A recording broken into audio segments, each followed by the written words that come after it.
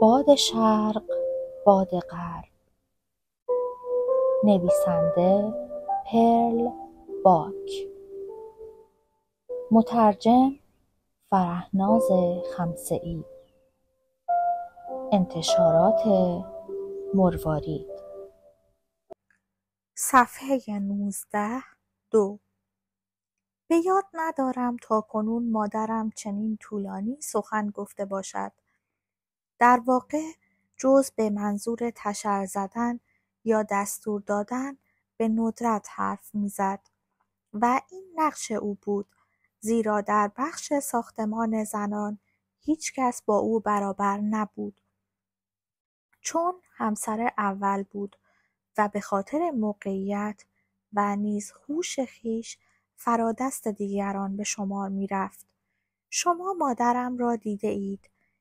یادتان می آید که زنی است بسیار لاغر و چهره‌اش با رنگ پریدگی و آرامشی که دارد چنان می نماید که بر روی عاج کنده کاری شده باشد. میگویند در جوانیش پیش از ازدواج بسیار زیبا بوده. ابروان سایه افکن همانند پروانه‌های شب و لب‌هایی عقیق رنگ به ظرافت غنچه‌های درخت به. حتی اکنون هم با وجود لاغری، شفافی بیضی شکلی را که انسان در نقاشی‌های کهن می‌بیند حفظ کرده است. و درباره چشمهایش، همسر چهارم که زبان گویایی دارد روزی به من میگفت چشمهای همسر اول مثل جواهرات غمگین و مرواریدهای سیاهی هستند که از شدت رنجی عظیم در حال نابودی اند. هنگام کودکی من هیچ کس با او قابل مقایسه نبود. بسیاری چیزها را میفهمید و با چنان وقار آرامی حرکت می‌کرد که این کار جزئی از طبیعتش می‌نمود و در دل صیغه‌ها و فرزندانشان بیم می‌افکند. خدمتکاران خانه بی آنکه دوستش داشته باشند ستایشش می‌کردند.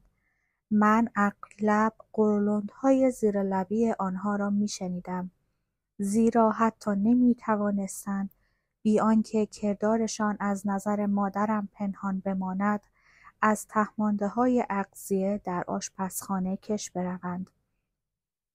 با این حال او هرگز مانند صیغه‌های خشمگین آنها را با سر و صدا و داد و فریاد به بازخواست نمی‌گرفت. وقتی مادرم با چیزی که خلاف میلش بود برخورد می‌کرد، از دهانش سخن کمتری شنیده می‌شد، ولی در عوض همین سخنان اندک، نافذ و سرشار از تحقیر بودند و با گزندگی تکه یخی که بر گوشت زنده قرار گیرد بر سر شخص گناهکار فرود می آمدند. او با من و برادرم مهربان بود، اما همان گونه که شایسته موقعیتش در خانواده بود، همواره سرد و رسمی رفتار می کرد. از میان 6 فرزندش 4 کودک را بیداد خدایان در خردسالی باز پس گرفته بود. از همین رو بود که وی برادر من یعنی یگانه پسرش را چنین گرامی می داشت. به این ترتیب به پدرم وارث زنده‌ای تقدیم کرده بود که او دیگر نمی توانست شرعاً از مادرم شکوه‌ای داشته باشد. علاوه بر آن در نهان به پسرش به خاطر وجود خود آن پسر نیز بسیار می‌بالید. شما برادرم را دیده اید. او شبیه مادرمان است. جسماً لاغر است. استخوان‌بندی ظریفی دارد. همانند یک خیزران جوان راست و بلند قامت است. در دوره کودکی ما با یکدیگر زندگی می‌کردیم و هم او بود که در آغاز نقاشی از روی حروفی را که بر نخستین کتابم نقش بسته بود به من آموخت. ولی او پسر بود، در حالی که من دختری بیش نبودم. هنگامی که به 9 سالگی رسید و من 6 ساله شدم، او را از ساختمان زنها به ساختمان‌هایی که مسکن پدرم بود منتقل ساختند. از آن پس بازدید از زنان را بی‌آبرویی می‌شمرد و مادرم نیز او را به این کار تشویق نمی‌کرد. طبعا هرگز به من اجازه ندادند که به حیاط‌های بخش مردان بروم. در اوایل جداییمان یک روز عصر که هوا تاریک و روشن بود، خود را با چابکی تا پشت دروازه مدور که به شکل ماه ساخته شده و به روی عمارت آنها باز می شود رساندم. به دیوار مقابل تکیه دادم و کوشیدم نگاهم را به حیاط‌هایی که در آن سوی دروازه قرار داشتند بدوزم، با این امید که برادرم در باغ پدیدار شود. اما تنها شاهد رفت و آمد خدمتکاران شتاب زده‌ای شدم که ظروف خوراکی‌هایی را که بخار از آنها بلند می‌شد حمل می‌کردند. وقتی درهای تالارهای پدرم گشوده شد، شلیک خنده‌ها که آواز زنی با صدای تیز و نازک با آن درآمیخته بود از آنجا بیرون جست و هنگامی که درهای سنگین دوباره بسته شدند، جز خاموشی چیره بر باغ چیز دیگری بر جای نماند. من مدتی طولانی در کمین باز شنیدن خنده میهمانان در آرزوی پی بردن به این که آیا پدرم نیز در این محفل شادی حضور دارد نشستم. ناگهان حس کردم دستی بازوی مرا کشید و وانگ داما، اولین زن خدمتکار مادرم، به سرم فریاد زد: اگر یک بار دیگر شما را در این حال ببینم به مادرتان خواهم گفت. تا حالا هیچ کس ندیده یک دختر جوان به این گستاخی سعی کند مخفیانه مردها را تماشا کند. شرمزده جرأت کردم که پوزش خواهانه و با زحمت بگویم من فقط پی برادرم میگشتم. او محکم جواب داد: برادرتان هم حالا یک مرد است. و از آن پس برادرم را بسیار کم توانستم ببینم. اما میشنیدم میگفتند که او تحصیل را دوست دارد و پیشرفت‌های زیادی در 4 کتاب و 5 کلاسیک کرده است. پینویس: ظاهراً اشاره به آثار 5 فیلسوف بزرگ چینی است که نماینده 2 دبستان اصلی فلسفه چین، دبستان کنفوسیوس و دائو به شمار می‌روند. فیلسوفان دبستان نخست عبارتند از 1. کنفوسیوس، 2. منسیوس یا منگکو، 3. شوندزو و فیلسوفان دبستان دائو بزرگترینشان چنینند: 1. لاودزو و یا لاوتسه و 2. جوانگ دزو یا شوانگ شو. پایان پینویس. به طوری که پدرم به خواسته‌اش تسلیم شد و اجازه داد در یک مدرسه خارجی در پکن ثبت نام کند. هنگام ازدواج من، او در دانشگاه ملی پکن تحصیل می‌کرد و در نامه‌هایش پیوسته تقاضا داشت به وی اجازه دهند به آمریکا سفر کند. اوایل پدر و مادرم حتی نمی‌خواستند سخنی در این باره بشنوند و بالاخره هم مادرم هیچگاه این درخواست را نپذیرفت. اما پدرم از بگو مگو و دردسر بیزار بود و من به خوبی می‌دانستم در دراز مدت برادرم با خسته کردن پدرم به مقصود خود خواهد رسید. طی 2 دوره تعطیلات قبل از عزیمت من که برادرم در خانه به سر برد، درباره کتابی که خود آن را دانش می‌نامید بسیار سخن می‌گفت. مادرم از این موضوع در رنج بود، زیرا معارف غربی را برای زندگانی یک نجیب زاده چینی سودمند نمی‌دانست. آخرین باری که برادرم نزد ما آمد، لباسی مانند خارجی‌ها به تن کرده بود و همین امر مادرم را به شدت ناراحت ساخت. هنگامی که با حالتی عبوس انگار که از کشوری دیگر می‌آید وارد اتاق شد، مادرم عصایش را به زمین کوفت و فریاد کرد: این چیست؟ دیگر هیچ وقت با این لباس جلف و مسخره جلوی چشم من ظاهر نشو. بدین ترتیب او ناچار شد دوباره جامه‌های قبلی‌اش را بپوشد، ولی با این حال به علت خشمی که داشت این کار را 2 روز به تأخیر انداخت، تا آنکه پدرم نیز او را به مسخره گرفت و دستور داد لباسهایش را عوض کند. مادرم حق داشت، چون هنگامی که برادرم لباس چینی‌اش را از نو به تن کرد به راستی حالتی شکوهمند یافت و دانشجوی حقیقی شد، حال آنکه با آن لباس عجیب که پاهایش را نشان می‌داد هیچگونه شباهتی به آنچه که تا آن زمان خانواده ما دیده و شناخته بود نداشت. حتی طی این 2 بار اقامت نیز برادرم به زحمت با من سخنی گفت. من از کتاب‌های مورد علاقه او بی اطلاع بودم، زیرا نتوانسته بودم کار با کتاب‌های کلاسیک‌ها را ادامه دهم. تمام وقت من با مسائل ضروری مربوط به تدارک زناشویی‌ام گرفته شده بود. البته در گفتگوهای نادری که داشتیم هرگز مسئله ازدواج مطرح نشد. طرح چنین موضوعی میان یک مرد و زن جوان صحیح نبود. فقط من از طریق خدمتکاران که گوش می ایستادند دانستم که وی در این باره نافرمانی می کند و مایل به ازدواج نیست. گرچه مادرم 3 بار کوشیده بود تا شاید تاریخ دقیقی برای این کار معین شود.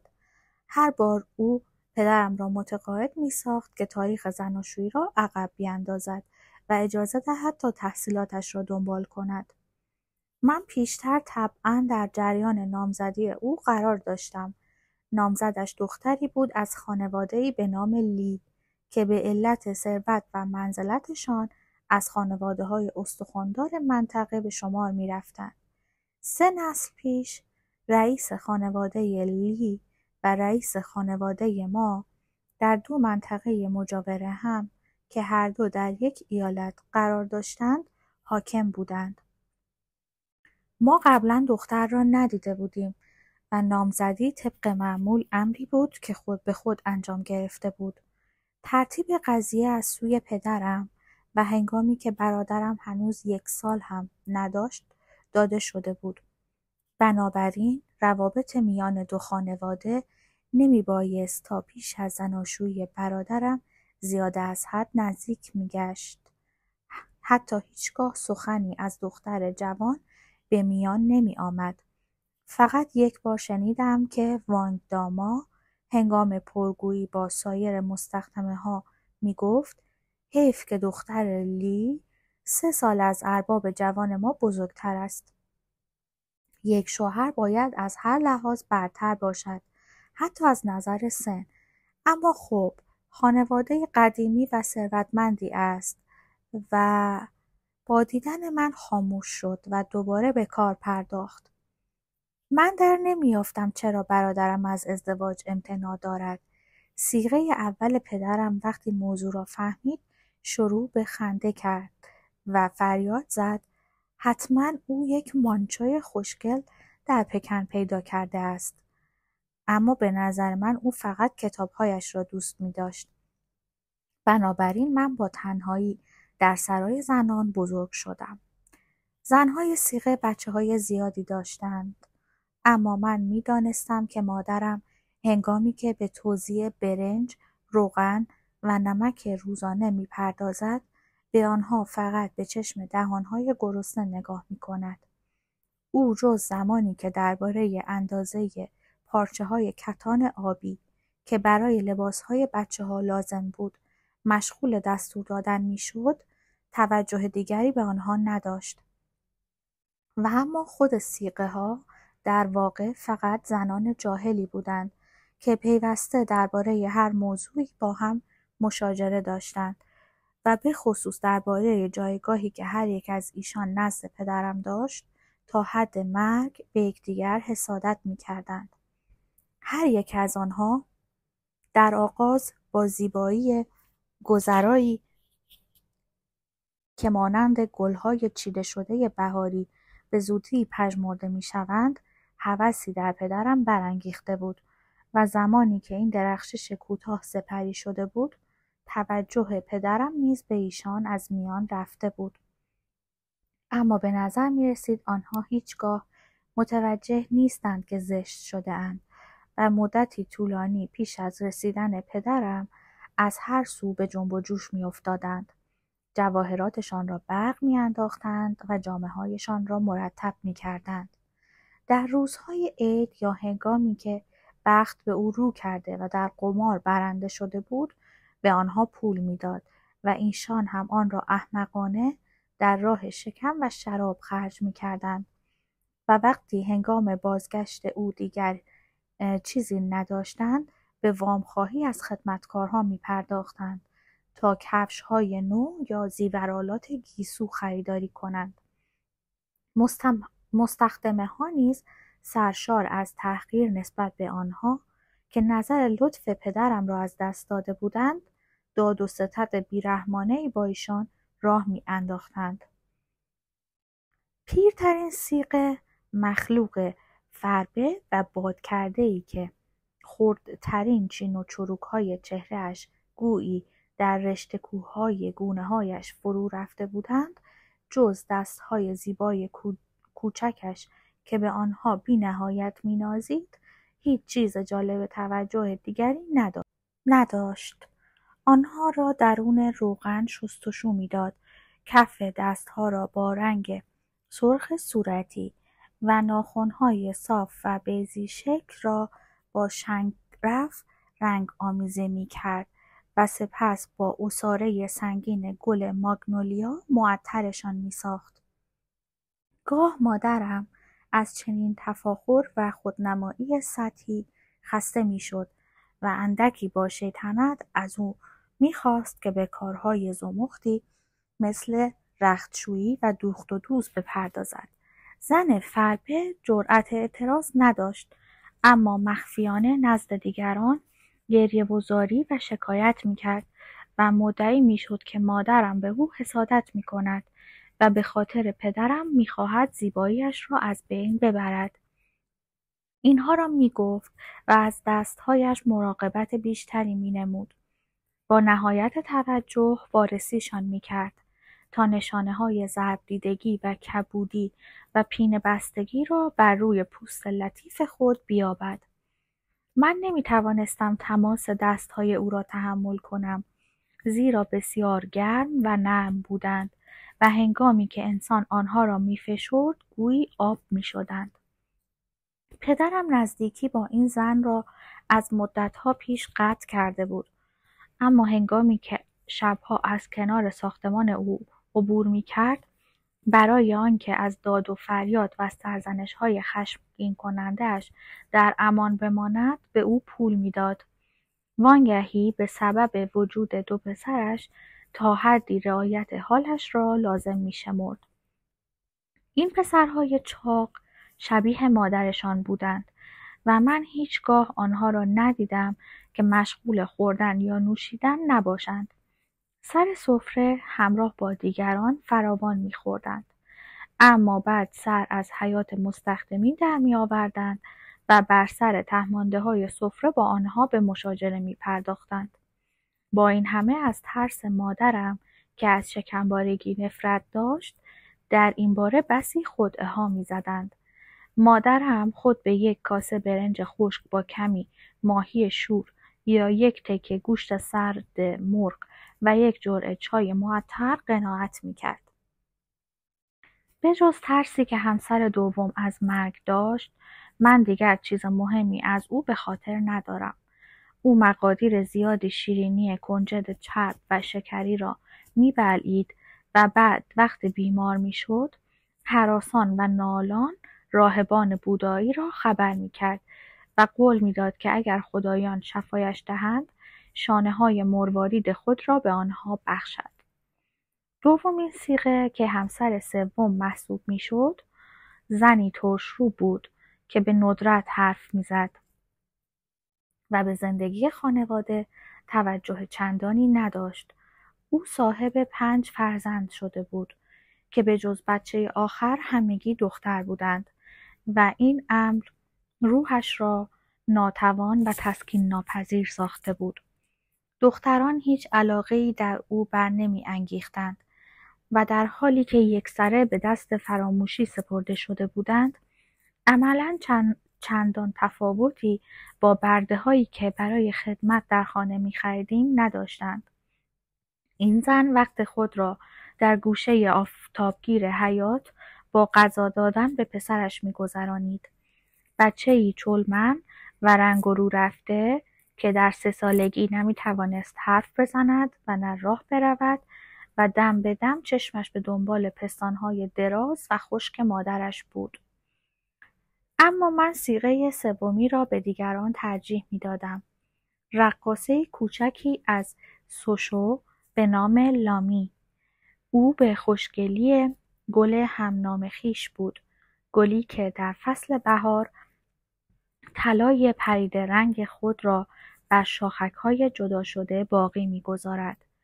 این زن نیز همانند آن گل لطیف رنگ باخته و طلایی بود. مانند زن‌های دیگر گونه‌های خود را بزک نمی‌کرد، بلکه فقط ابروهای پیوسته‌اش را پررنگ‌تر می‌ساخت و کمی شنگرف به لب پایین خود می‌مالید. در آغاز او را کمتر می‌دیدیم، زیرا پدرم که از زیبایی‌اش به خود می‌بالید او را با خود به همه جا می‌برد. با وجود این، او تا آخرین سال قبل از ازدواج من در خانه ما ماند. چشم به راه تولد پسرش داشت که بچه‌ای بود پرستیدنی، زیبا و گوشتالود. پس از تولد به عنوان پاسخ به مهربانی‌ها و جواهراتی که به وی بخشیده شده بود، نوزاد را برداشت و در آغوش پدرم نهاد. تا پیش از تولد بچه، همسر 4م زندگانیش در هیجان دائمی می‌گذشت و طنین خنده‌هایش پیوسته به گوش می‌رسید.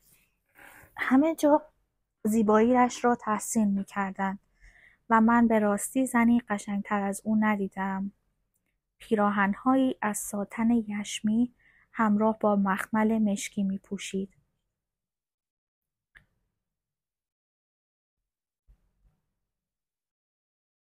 و گوش‌های زیبایش را با یشم سبز می‌آراست. هر شب در کنار پدرم در ضیافت‌ها شرکت می‌جست و گرچه شیرینی‌ها و آبنبات‌هایی را که در این گونه مهمانی‌ها به او می‌بخشیدند بیخیال و گشاده دستانه میداد میان ما تقسیم کنند، با این حال همه ما را اندکی تحقیر می‌کرد.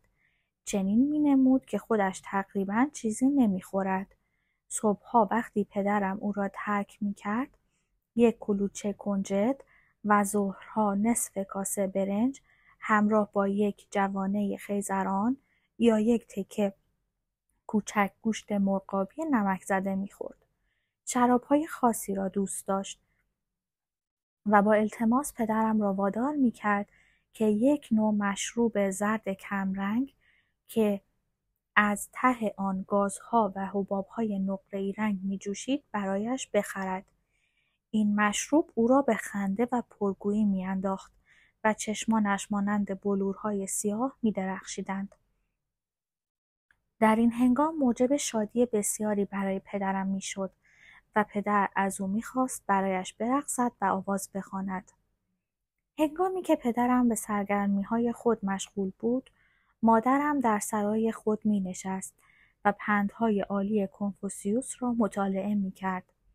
و اما من که دختر جوانی بودم می‌خواستم بدانم شب‌ها در این ضیافت‌ها چه می‌گذرد. آرزو می‌کردم نگاهم را از میان شکاف‌های ساخته شده بر دروازه ماه تا درون تالار مردها بلغزانم، اما می‌دانستم مادرم با این کار مخالف است و شرم داشتم او را فریب دهم.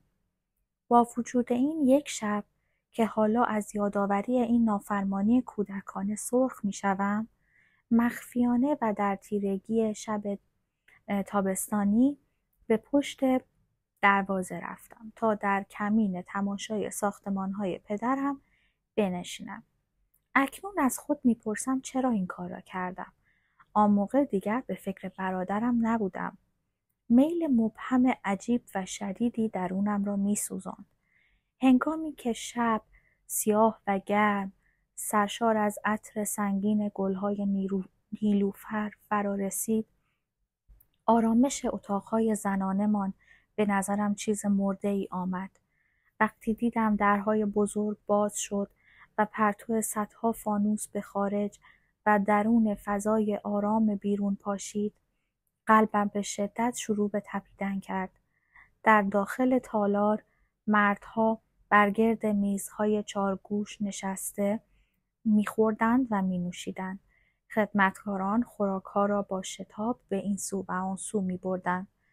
در پشت پاراوان هر کرسی نشیمن سایه یک زن به رعنایی ساقه تاک دیده می‌شد.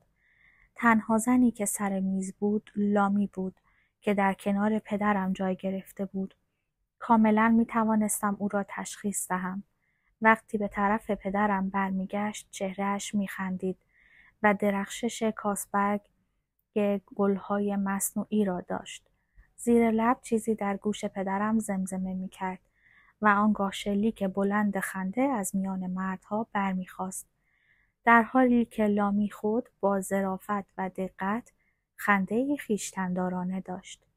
این بار مادرم شخصاً مرا پیدا کرد. او حتی به قصد گردش در حیاط‌ها به ندرت سرایش را ترک می‌گفت، اما آن شب گرمای هوا او را بیرون کشانده بود و چشم‌های تیزش بیدرنگ مرا شناخت. به من دستور داد فوراً به اتاقم بازگردم و خودش نیز به دنبالم آمد. با باد بزن بسته خیزرانی خیش به کف دستهایم کوبید و سپس تحقیرکنان پرسید نکند میل داشتم که روسپی‌ها را در حین کار تماشا کنم. من شرمنده شدم و گریستم. فردای آن روز دستور داد لایه‌ای از پولک‌های تیره رنگ بر روی در ماه شکل نصب کنند و من دیگر هرگز اندیشه نگاه کردن به آن سو را به خود راه ندادم.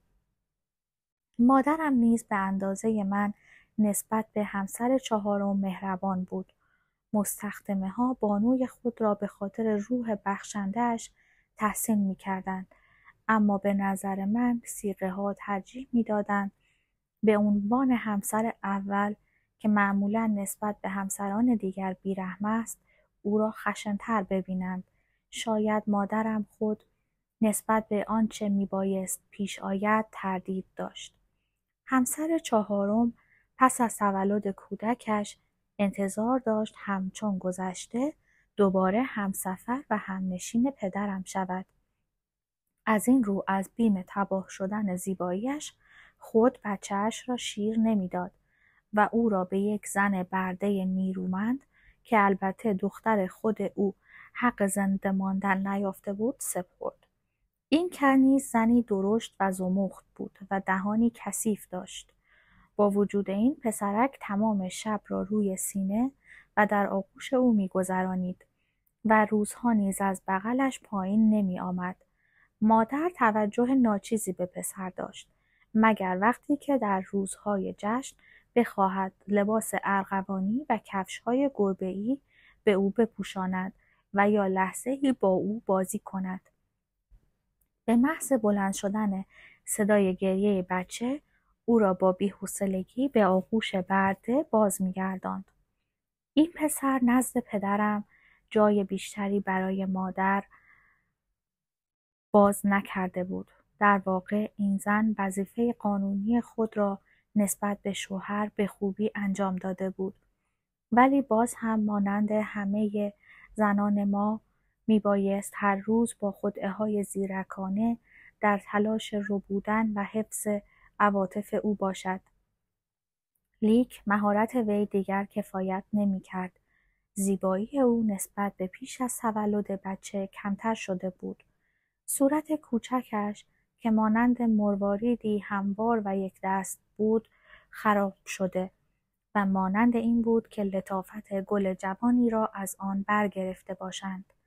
پیراهن سبز یشمی خود را می پوشید و طنین خنده ظریف خود را می پراکند و چنین می نمود که پدرم همچون گذشته از او خوشنود است. با این حال در نخستین مسافرتش او را همراه خود نبرد. پس از این واقعه مشاهده خشم و حیرت این زن هولناک بود.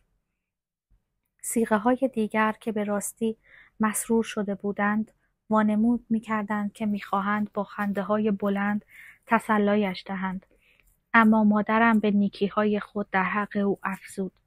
شنیدم وانگ داما غضبناک زیر لب می‌غرید که آه بله، حالا باید به یک بیکاره دیگر غذا بدهیم. دیگر از او هم خسته شده است. از آن روز همسر چهارم در خود فرو رفت. او که از زندگی یک نواخت در سرای زنان عمیقاً خسته شده بود، بداخلاق و کژخو گشت و دچار بحران‌های ناشی از زودرنجی و حساسیت می‌شد. با عادتی که به ضیافت‌ها و تعارفات و ستایش‌های مردان یافته بود، اینک به حالتی مالیخولیایی و اندوه شدید فرو می‌رفت و حتی بعدها در صدد خودکشی برآمد.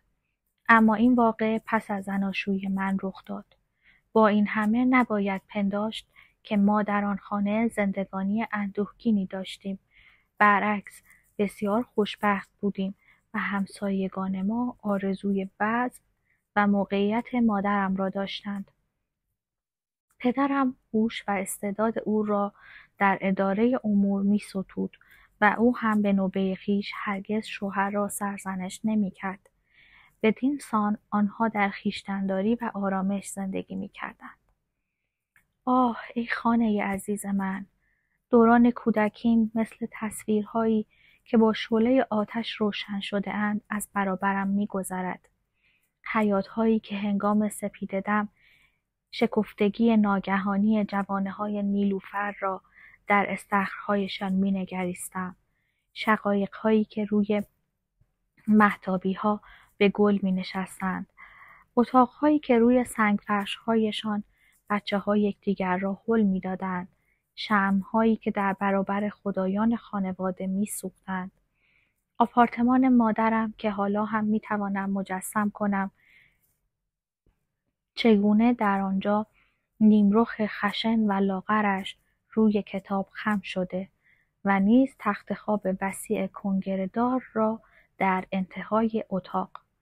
اما از میان همه اینها تالار با شکوه پذیرایی با دیوانهای بزرگ و مبلهای صنوبر سیاهش و میز دراز منبت‌کاریش و دریچه‌هایی که پرده‌های ساتن ارغوانی داشتند بیشتر از همه برای من گرامی بوده است. در بالای میز تابلویی رنگی از صورت نخستین امپراتور سلسله مینگ قرار دارد. پانویس: دودمان مینگ 1368 تا 1644 میلادی. پایان پانویس. چهره‌ای رام نشدنی با چانه‌ای چون تخت سنگ‌های ساحلی. در هر سوی تابلو آویزهای استوانه‌ای طلا تنگاتنگ آویخته شده‌اند.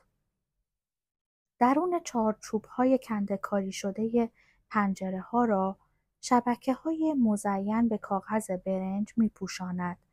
هنگام ظهر سراسر دیواره ته تالار از انوار این پنجره‌ها پوشیده می‌شود و کاغذهای آن نور ملایمی فرو می‌پاشد که تا شاهتیرهای سنگین سقف بالا می‌رود و زوایایی را که از تقاطع آنها پدید آمده است با رنگ‌های زرین و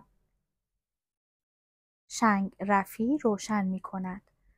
و من هنگامی که به آرامی در تالار نیاکانم می‌نشستم و در این سکوت تیره به فرو افتادن شامگاه می‌نگریستم، چنان بود که گویی نغمه خوشاهنگی می‌شنوم. در روز دوم سال نو که از طرف خانم‌های متشخص برای دید و بازدید انتخاب شده، این اتاق با سلیقه‌ای نیکو آراسته می‌شود. موکبی از بانوان خوشپوش به سایه روشن دوره و عصر دیگر گام می‌گذارند.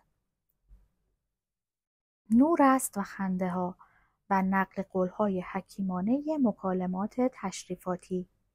کنیزها شیرینی‌های کوچک را در دیس‌های شیرینی‌خوری لاکی تعارف می‌کنند و مادرم با مهربانی و ادبی جدی و موقرانه ناظر و مراقب همه این چیزهاست. طی صدها سال شاهتیرهای قدیمی این تالار شاهد صحنه یگانه‌ای بودند: سرها و چشمهای سیاه، ابریشم‌ها و ساتن‌های رنگین، آرایه‌های یشمی گیسو، یاقوت سرخ یا مروارید و فروغ فیروزه‌ها و طلاها بر دست‌های ظریف عاجگون. آه خانه عزیز من، چقدر عاشقانه دوستت دارم. خود را باز می‌بینم که چون دخترک کوچولوی موقری دست برادرم را چسبیده و به شعله‌های آتشی که در حیاط قرار است الهه‌های طباخی را در آن بسوزانند می‌نگریم. لب‌های کاغذی آنها را با عسل اندوده‌اند تا با سخنانی شیرین به آسمان روند و مگوهای خدمتکاران و دل دزدی‌های ایشان را فراموش کنند. احترام به اندیشه حرکت این قاصدان به سوی دوردست‌های ناشناخته ما را مجذوب خود ساخته و خاموش بر جای ایستاده‌ایم. خود را در جشن اژدها می‌بینم که زیباترین پیراهن مجلل خویش را که از ابریشم صورتی و با گل‌های هلو قلاب‌دوزی شده به تن دارم و بی‌صبرانه منتظر غروب هستم تا برادرم مرا به دیدن زورق اژدها به کنار رودخانه ببرد. فانوس رقصنده ای را می‌بینم که دایه پیرم در جشن فانوس‌ها برایم می‌آورد. با فرارسیدن شب، هنگامی که می‌خواهم شمع سرخ و دودی را که در داخل بالون کاغذی قرار دارد روشن کنم، دایه‌ام از شادی و هیجان من می‌خندد. می‌بینم آهسته در کنار مادرم به سوی معبد بزرگ می‌روم. به او نگاه می‌کنم چگونه بخور را در بخوردان می‌ریزد. با او در برابر خدا زانو می‌زنم و ترس درونم را منجمد می‌سازد. از شما می‌پرسم خواهر، آیا من می‌توانستم با چنین پرورشی طی این همه سال خود را برای مردی چون شوهرم پذیرا سازم؟ اکنون هیچ یکی از این هنرها به دردم نمی‌خورد. مخفیانه تصمیم می‌گیرم پالتوی ابریشمی آبیم را که تکمه‌های سیاهش زبردستانه نقره نشان شده‌اند بپوشم. موهایم را با یاسمن بیارایم و کفش‌های نوک‌تیزم را که از ساتن سیاه با قلاب‌دوزی آبی رنگ هستند بند بیاندازم و موقع بازگشت شوهرم به پیشوازش بروم. اما هنگامی که لحظه موعود میرسد چشمهایش به تندی از من میگذرند تا بعد چیز دیگری مانند عینکش بر روی میز یا کتابش فرود آیند و من فراموش میشوم. ترسی شکنجه آور در اعماق قلبم جای میگیرد. روز پیش از عروسیم را به خاطر میآورم. در آن روز مادرم شتاب زده با دست خودش 2 نامه نوشت. یکی برای پدرم و دیگری برای مادر شوهر آینده‌ام و آنگاه آنها را با شتاب بسیار توسط حاجب پیر فرستاد. من هیچ وقت او را چنین پریشان ندیده بودم. همان روز زمزمه خدمتکاران را شنیدم که می‌گفتند نامزدم به علت آنکه من فاقد تحصیلات و دارای پارهای نوارپیچی شده هستم می‌خواهد نامزدیمان را به هم بزند.